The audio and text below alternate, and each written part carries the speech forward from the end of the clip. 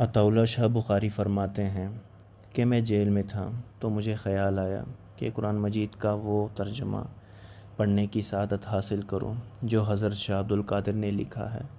میں نے قرآن مجید جیل میں منگوایا اور پڑھنا شروع کیا۔ جب میں اللہ الصمد پر پہنچا تو اللہ الصمد کا جو معنی شاہ عبد القادر نے کیا تھا وہ میں نے اس سے پہلے نہ سنا نہ پڑھا تھا۔ حضرت نے اللہ الصمد کا معنی نراسری لکھا ہوا تھا جو مجھے سمجھ نہ آیا۔ میں بڑا بے چین ہو گیا۔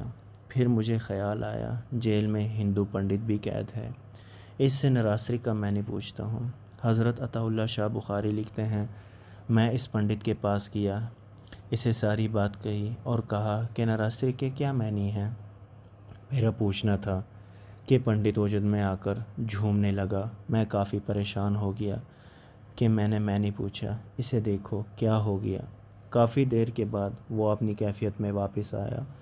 میں نے اسے کہا میں نے تو نراسری کا معنی پوچھا اور تو وجد میں آ گیا، ایسا کیا ہے؟